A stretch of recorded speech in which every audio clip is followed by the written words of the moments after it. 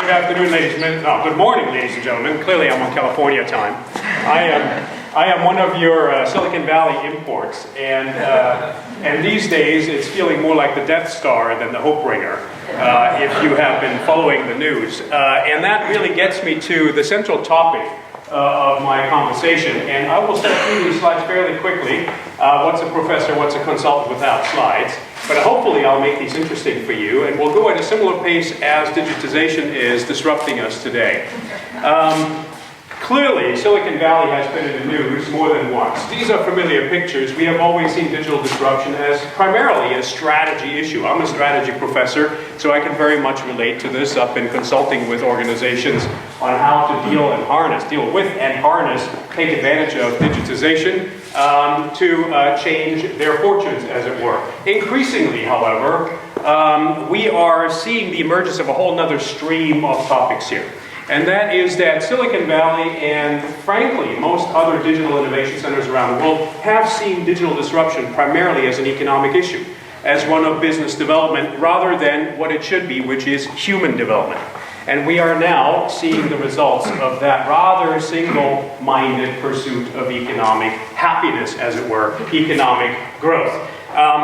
This has gotten the attention of policymakers around the world, and we as innovators, you and I, have to respond to them and work with them, lest we want a whole slew of regulation that will not be conducive to the pursuit of our businesses. I just returned from Paris and Berlin, where policymakers on the highest levels are actually starting to worry about this and thinking about the next European model for economic development that can counter or be an alternative to the American model of the big internet companies or the Chinese model, and I'll talk a bit more about both of those in this talk.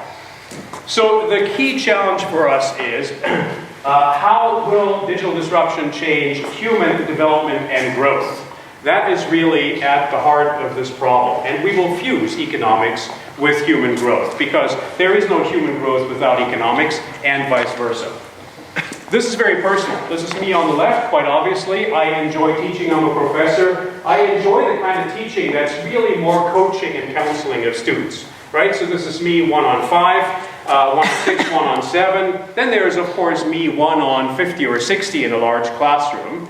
And that's where my competition, pictured here on the right, comes in. Because increasingly we are seeing, just as my colleague Manish pointed out earlier, universities adopting high technology, digital technology, in order to augment the professor, or potentially at some point replace the professor, because professors are, as humans are, quirky. We are humans, we are non-linear, and we aren't always efficient in what we do, because we are very much focused on training the human in all their complexity. So we ourselves are complex.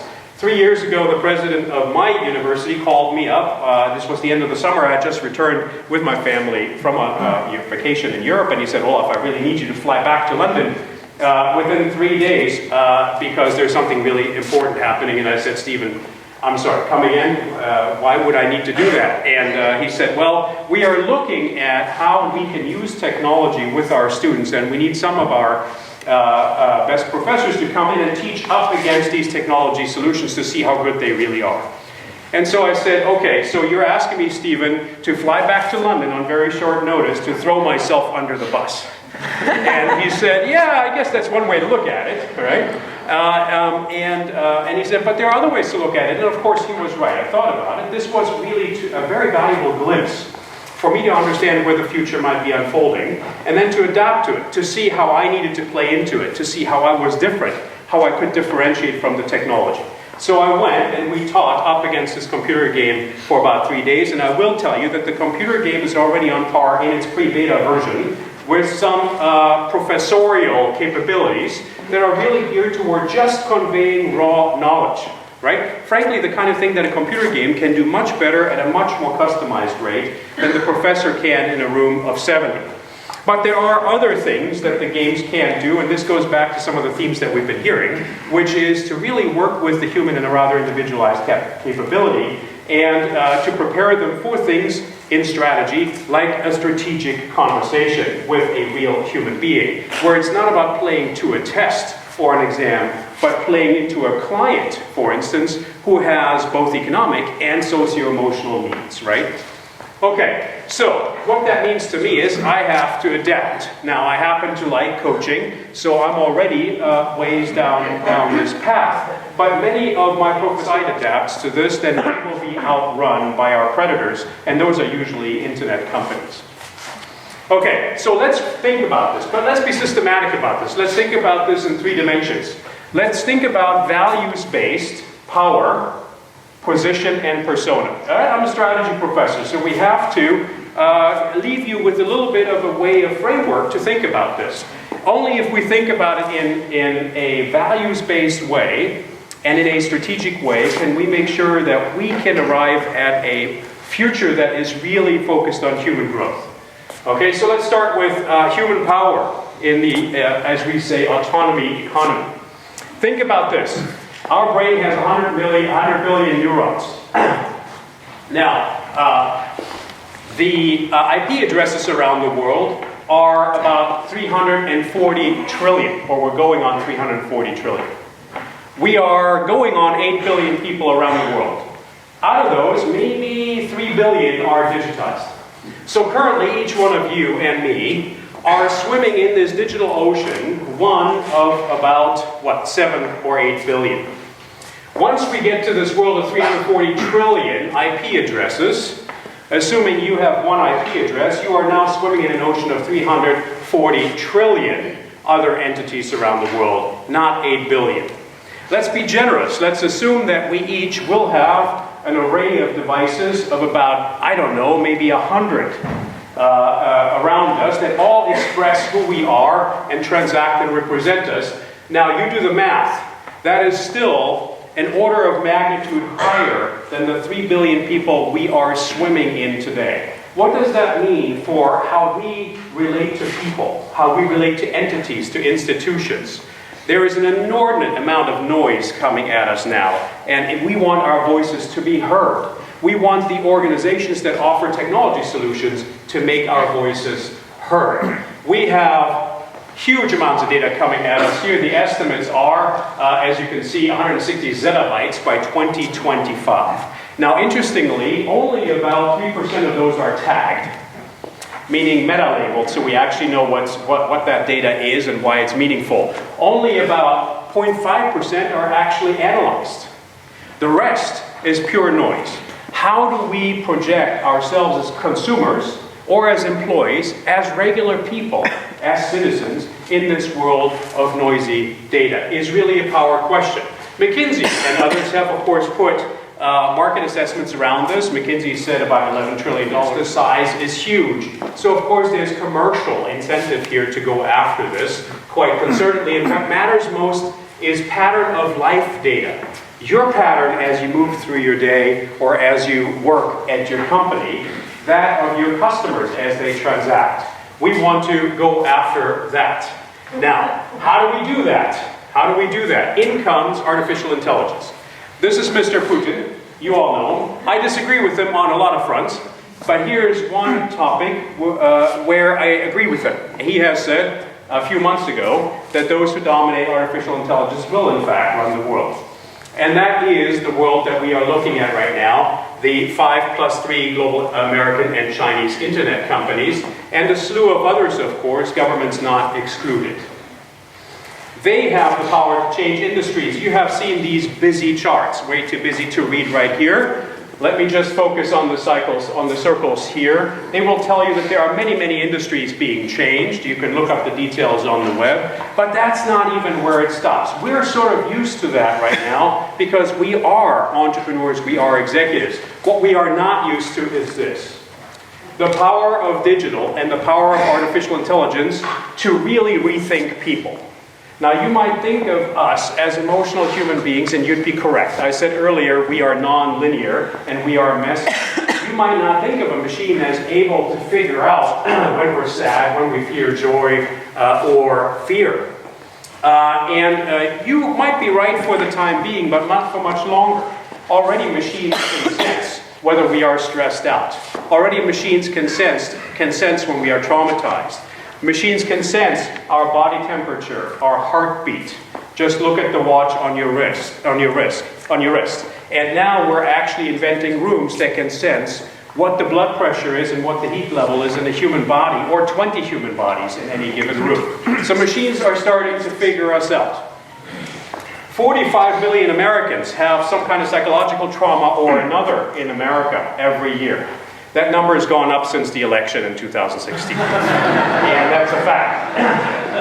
In come the psychotherapy bots, WooBot, Eliza, Ellie, SimSensei, and they are able to just assess basic psychological parameters based on your facial expressions, tonal analysis, sentiment analysis, gesturing, body language, etc. This can all be quite handsomely metricized and diagnosed. And there is a slew of companies now, on both sides of the Atlantic, mind you, not just Silicon Valley.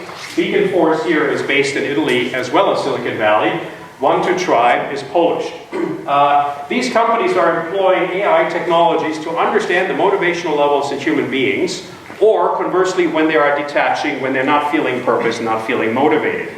Now, in most of these cases, managers and companies are very grateful because they get a much more accurate view of the quality of their leadership and the quality of their human environment.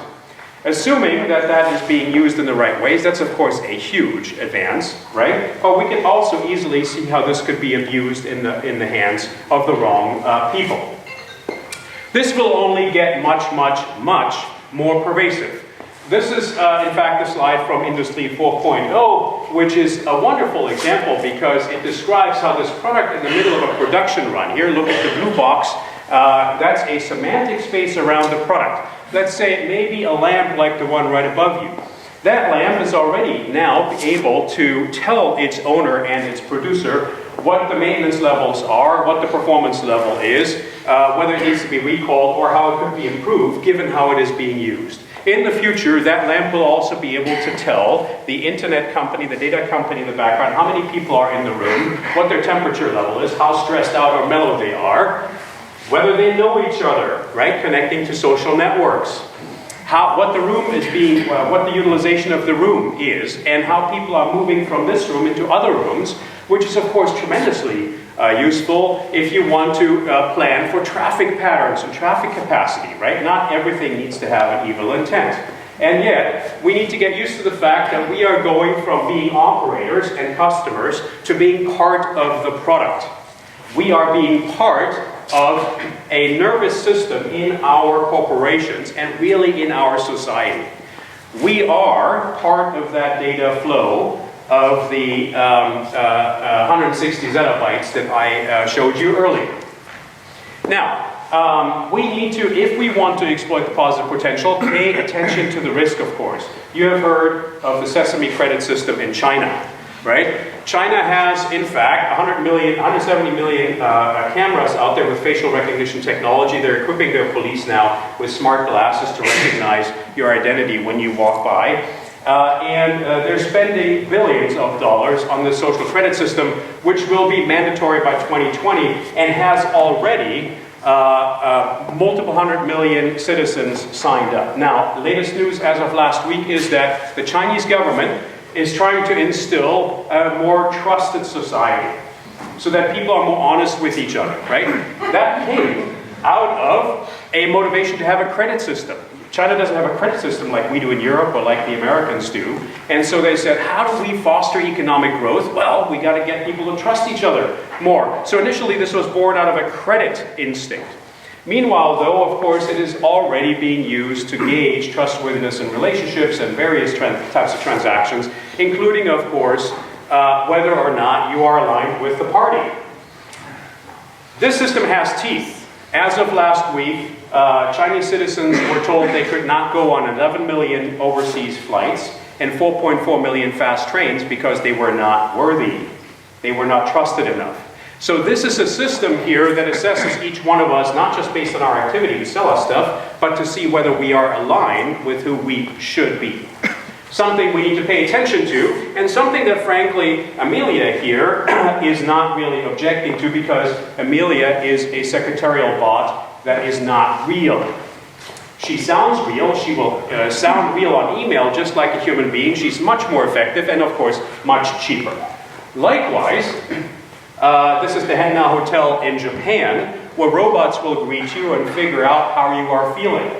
This is a hotel that is already deploying sensors in rooms to understand what your body heat is in order to then make you feel more comfortable. These will need to be upgraded, and they don't mind because they're not people.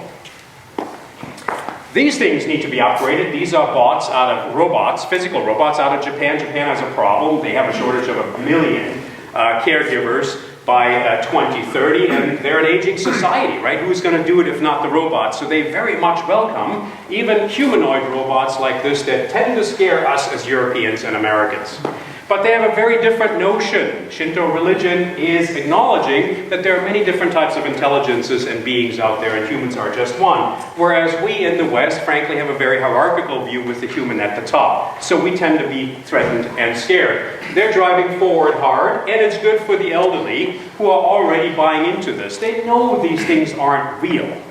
They're not real seals. They're not real people. But the elderly say, that's okay. This is close enough. It's like a child believing in Santa Claus or the Easter Bunny, suspending disbelief to get the next best thing if they can't get the human being. So will we see job losses? You've seen all of these projections. We talked about them earlier. I won't dwell on these. Will we see job losses based on all these advances, more or less emotionally smart? We don't think that these projections are true. We have seen many numbers, right? The 47% number out of Oxford, which is now being revised. McKinsey came out with a study saying 60% of all jobs will have something like 30 or 40% job task changes, right? The number here is actually much higher. It's 400 to 800 million, they're saying, that will see some impact from digitization. And the 347 million around the world are just those people that need to look for entirely different jobs, not just upskill themselves. There's the optimistic side of 16% job losses, which is fairly conservative, and in fact 38% revenue growth, which could lead to 10% additional employment. We don't really know, honestly, and we're working on this. And I are part of a team that is actually trying to put our arms around this. But what we do know is that change in job profiles is coming. This is a banker. Think about banking. It's relationship creation. It's creating a transaction environment, right? And it is creating trust. Now, trust is an innately human capability at the moment, maybe relationships, but certainly not the transaction environment. So right there you have 50% of that job being threatened. The banker is not going to go away. The banker will adjust, but the kind of banker we'll have will be very different in the future.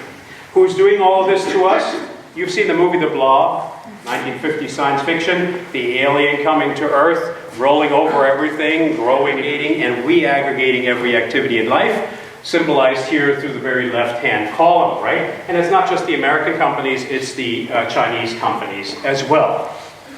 Now, does that mean we are, the Uberization is leading us into a new era here of digital feudalism, right? If you want to trust the academic establishment, they're seeing this very critical and warning of this.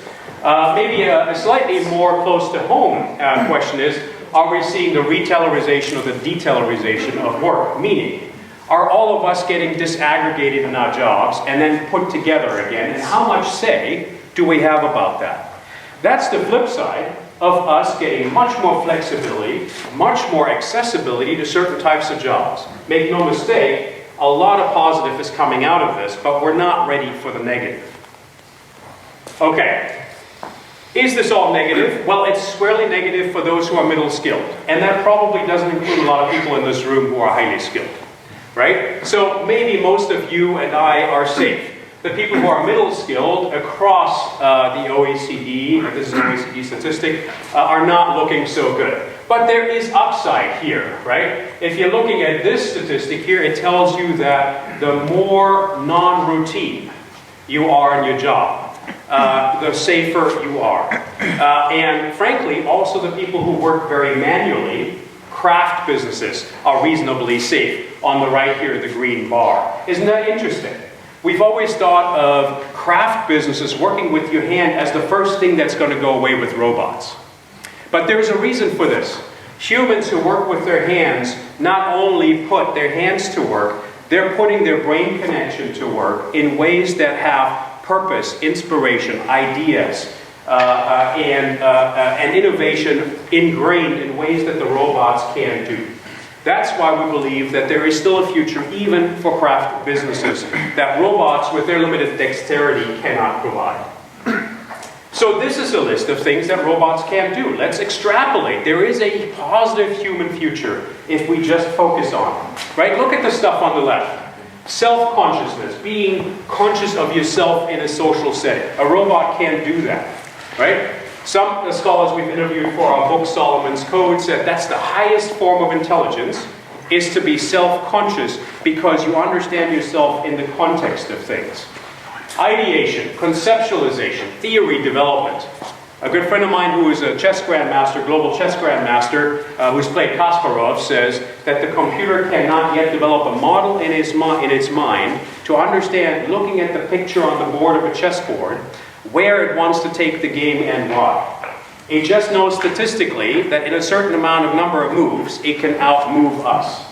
But it doesn't have purpose and it doesn't have imagination of the picture on the board and a future picture it wants to get to. The human still excels at that. Human intimacy, empathy with the human condition.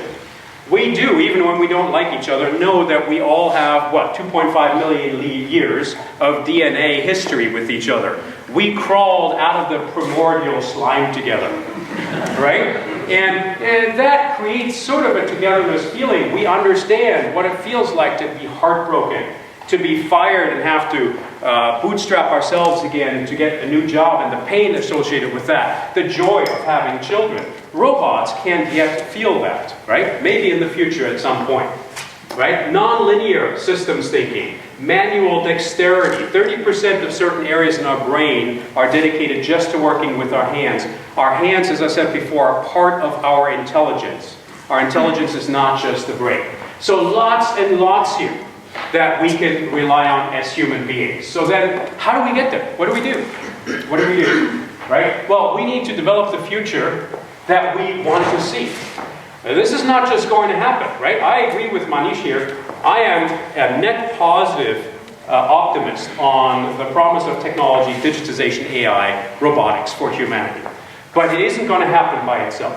We have to get ahead of this because the risks are substantial, right? How do we do this? Well, let's understand all the uncertainties that are driving the future of work. This can be done. It's a handsome, short exercise, right? But you have to take your eye off the tactical decisions to focus on this and think contextually about the whole of the human society. Very hard to do, I hate to tell you, for most business executives. Essentially, we are not educating people in business school very well, or in engineering school for that matter, to really be humanists, to look at philosophy, thank you for the comment earlier, to look at ethics, to look at anthropology very much when we educate ourselves to disrupt society. Okay? Then we create alternative futures and we pick the one we want.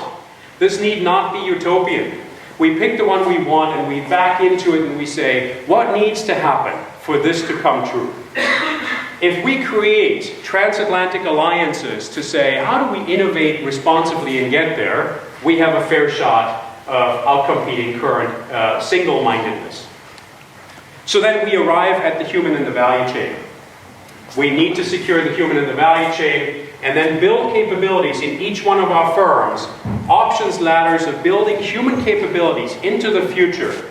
The human capability vis-a-vis the machine. Never lose focus of the human in this path. Final step, your organizational persona. I believe, and this is very hard to do for all the reasons my colleagues have pointed out, corporations have to change. We're due for an overhaul. Right? What does that mean? Well, it means, if I can get there. Nope, it's not working. There we go. Didn't know what that meant, but it was Danish. It meant something important. Okay. The Cambrian corporation is really one that wants to harness the human with the machine, alongside. It's something that we in the book are calling symbiotic intelligence. We need to get used to the machine. The machine is not going to go away. AI is not going to go away. Not in human history have we ever stopped a technology trajectory. If you have examples, please let me know. Nuclear, GMOs, tanks, machine guns, not anywhere, not anytime, okay? So how do we make sure that that symbiosis ends up being a good partnership? Well, we have to build capabilities that empower human dexterity and become cognitively connected on the edge. That sounds very technocratic, right? But what that really means is we have to become more permeable. Digital disruption means young people, especially, want to have openness, connectivity, workout platforms that are non-hierarchical. They don't want to be tied to titles. They don't want to be told 3 or 4 years in one job and then we'll see about your career. We need to be much more permeable and open to those instincts. And that's difficult because most corporations and most institutions don't like agitators. Agitators wreck the party, right? Why do they do that? They do that because they're looking for gaps and they're looking for dysfunctionality. And they point you to it, right? And it's super valuable. You want that disruption. But politically, culturally, most organizations hate it and can't make it work. The streets of Silicon Valley are plastered with bodies of dead entrepreneurs brought into corporations, right? Because the organism expels them and they don't enjoy life, right? Okay, but it is rightfully difficult because these agitators are actually very much disruptors and feel that they don't want to heed as much attention to the legacy of your organizations as they want to the new vision. So they don't care about your legacy. They want to throw things at the wall and see if it sticks. That's really hard to do when you make airplanes or automobiles, isn't it? Right? Can't throw that at the wall and see if it sticks. Equally, privacy is relative, is a value system of theirs. Right? Change is always good, just not for everybody. Typical Silicon Valley. That all has to change, and it is changing. Very difficult to change it. But there is a lot of pressure mounting right now to do this much more concertedly. So pay attention to values between humans and technology. Don't close your eyes. We're just really running away from the abyss if we don't, right? Think about the values of the disruptor. Think about the values of the people they're disrupting. That includes communities, not just inside your company. That includes your country. Right? It's not for nothing that President Macron has said we have to develop our own model to make sure the human is empowered and democracy is here to stay. That's a tall order, right? Thinking on a very high level.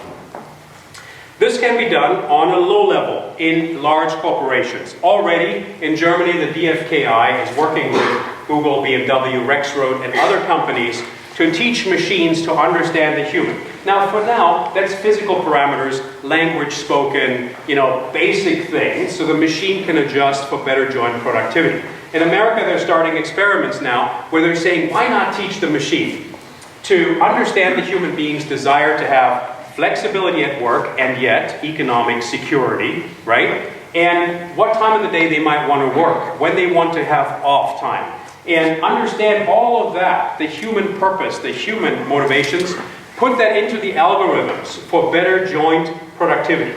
You get better, higher productivity that way than if you just organize the algorithm to take care of the machine's efficiency, right? So it's that kind of symbiosis that we're talking about.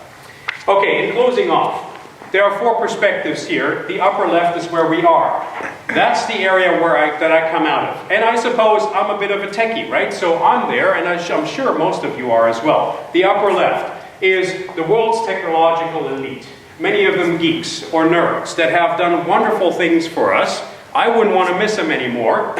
Yeah, I got my iPhone stolen last night. I'm telling you, it feels like I'm missing an arm, right? And so I want the technology, but they don't like the complexity of the human very much. And Joy Ito, the head of MIT Media Lab, has articulated this and has said, that's the wrong approach.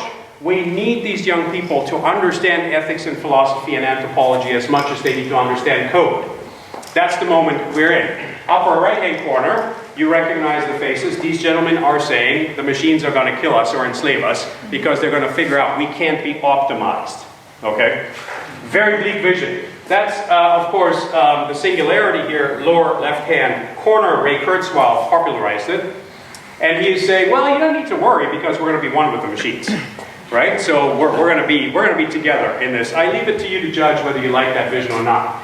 Lower right-hand corner, is the vision that I've been preaching in this presentation, which is that we need to teach the machines to observe us, understand our purpose, our goals, our values. That's the most difficult thing ever. Much more difficult than anything else that could be done. Ambiguous about our value system. And it's constantly evolving as we stumble, as we learn, as we succeed and fail. We change. The machine needs to understand. The machine needs to, the autonomous car needs to understand how we are different at 46 with 2 children and a partner than we were at 16 or 18 when we were carefree, right? How do you teach that? That's the point of view that is espoused at Berkeley, most prominently by the Center for Human Compatible AI and Stuart Russell, that I belong to and want to advocate for. Okay, let me leave you again with a call to action. We all want to create businesses. We all want to create growth. We want to disrupt. The world needs disruption to get to the next level of evolution. But we also need to think about power, position, and persona of humans. Don't forget about values. We shy away from it.